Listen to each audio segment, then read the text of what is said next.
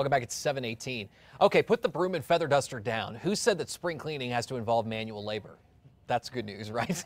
This year, why not focus on spring cleaning your finances? Local financial professional Mike Suttle from the Suttle Financial Group is here with some ideas to spruce up your finances. First of all, though, you do have kind of a broom and dustpan here. Well, you know, I was coming over here, and this time of year, we're always looking for ways to save money and so forth. And Yeah. I was walking through your parking lot, and look what I found. Hold that up there so people can see. I found some money right here. It's good to know that that was in the parking lot. That was out in your parking lot. I just swept it right up, and so you might want to take a walk around your parking lot at noon. I'm sure that came out of my car. It could be. It could be, but it's scattered around. So the thing is that there's money laying around everywhere. That's the idea. That's why it's good to do a cleanup of your finances. Is that what the idea is from you? Right, right.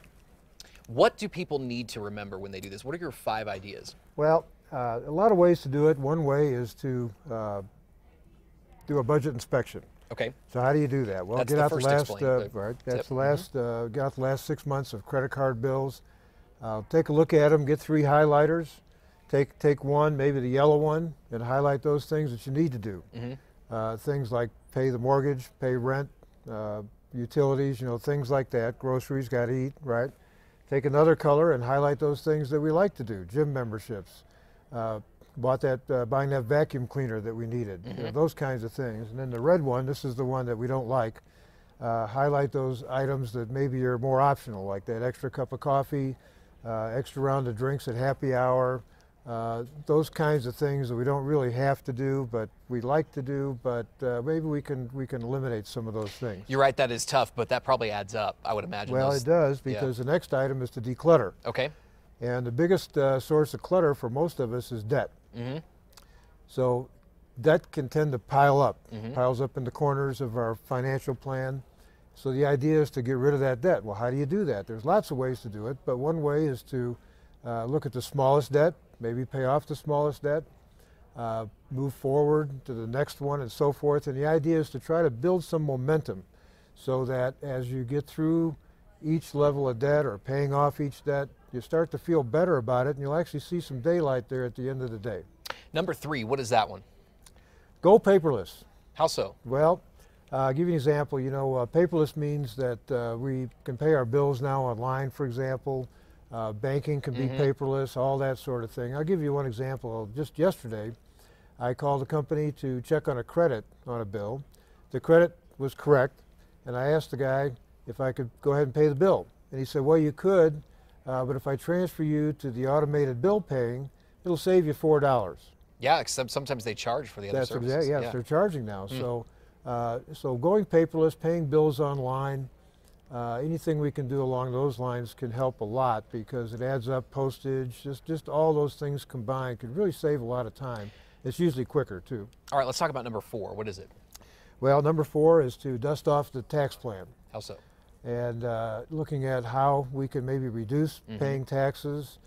Some of us don't put in enough, so we have a big tax bill at the end of the year or on April 15th. You know, that's just around the corner, a couple weeks out. It sure is. And most of us don't like to have to come up with more money. So maybe planning ahead, maybe taking more exemptions. The other side of that coin is if we're getting a large exemption or taking a large refund, maybe we're taking too many exemptions. All right, so plan ahead on that one if you can. Plan ahead. And number 5?